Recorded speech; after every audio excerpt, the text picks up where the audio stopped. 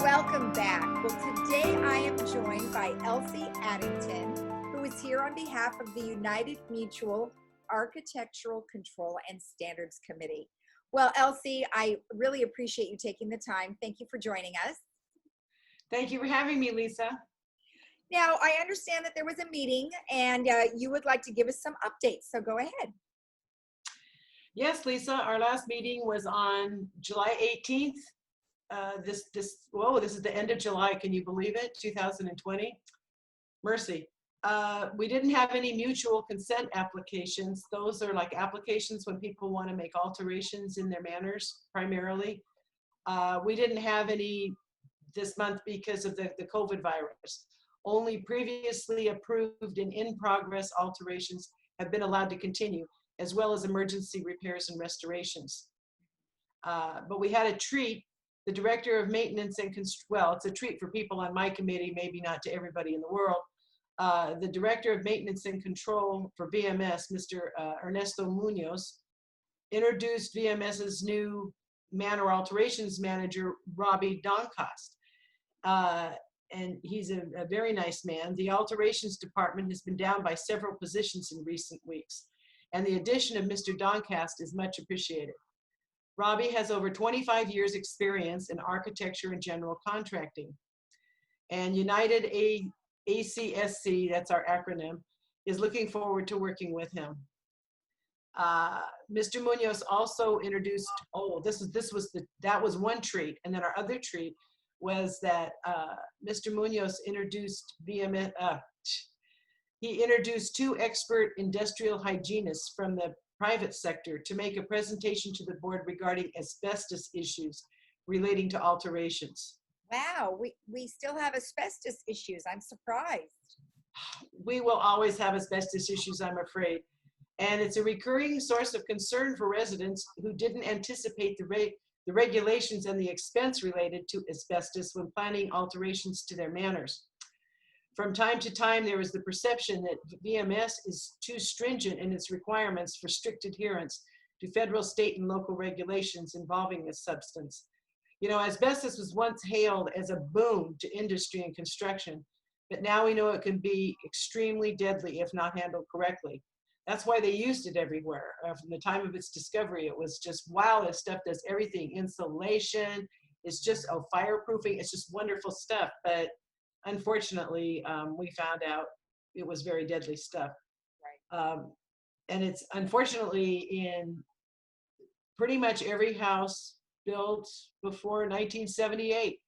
And it's all through the house. It's in the flooring, it's in the walls, it's in the paint, it's well, not in the paint directly, but it's in the masking for the tape that goes underneath the paint. And the specialists that talked to us answered the committee's many questions, and we finally came away with a better understanding of the VMS position on asbestos and why they are so vigilant in requiring that proper steps be taken to protect residents and VMS employees from exposure to asbestos and to its proper disposal, which is a big issue also.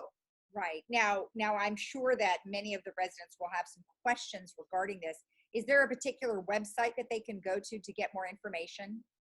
Well, yes, I believe in going to the horse's mouth, and at the California government website, it's www.cslb.ca.gov. And then you can look for the California Asbestos Guide for Consumers, and it's very easy to find.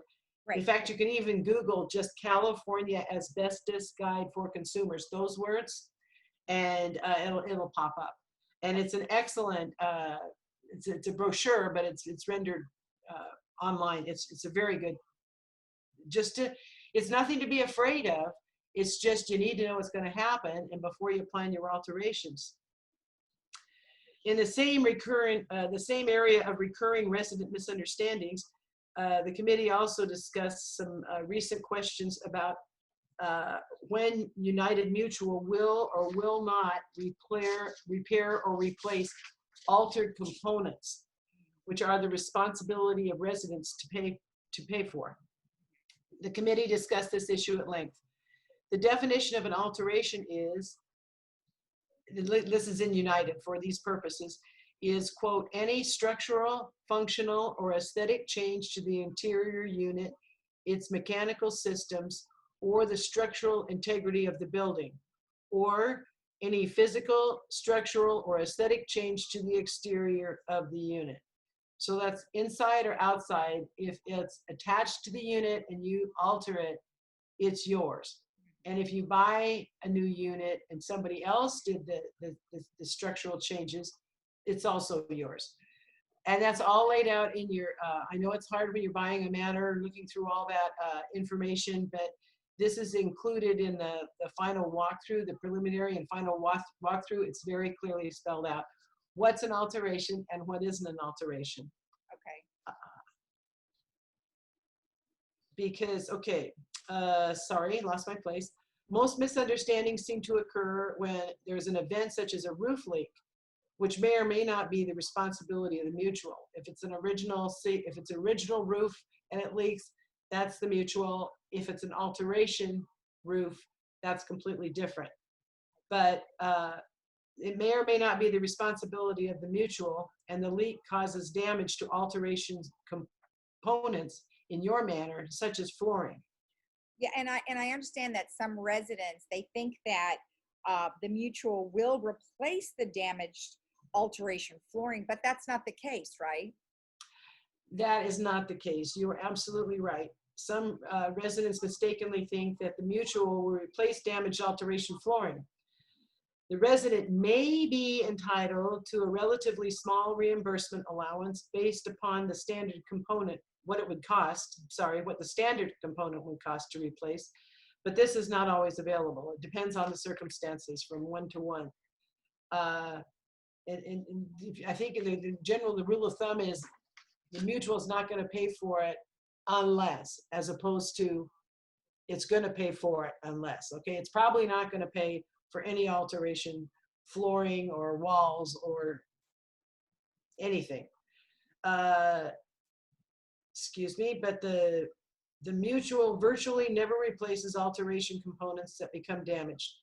Director Munoz had prepared a sample list of altered components that are the members' responsibility for the committee to use as talking points, and that was very interesting. Mm-hmm.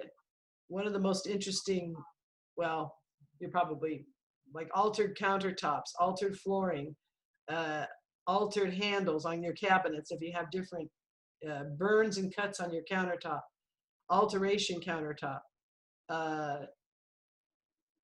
your cabinets if you don't have original cabinets.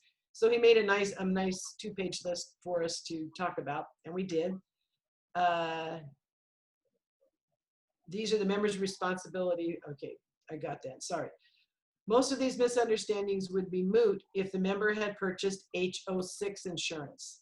Right, now I've heard that term before. What is the H06 insurance? Is that renter's insurance? Lisa, it's very similar to renter's insurance because, you know, technically in a co-op, we technically rent our manors. We have the exclusive use of our manors, but we basically rent it from the mutual. The mutual, which means every shareholder in our co-op owns a piece of the action. Mm-hmm. And so we don't own our homes, and the mutual's influence is only in the building and attached stuff. So like it's just like renter's insurance. If you were in an apartment, we're not going to cover your carpeting. We're not going to cover your Aunt Millie's vase. We're you know, and I don't know why more people don't have H06 insurance, but it's specifically for condo and co-op owners, and it's not that expensive. And I strongly suggest that residents talk to their insurance person and see what kind of a policy would fit them.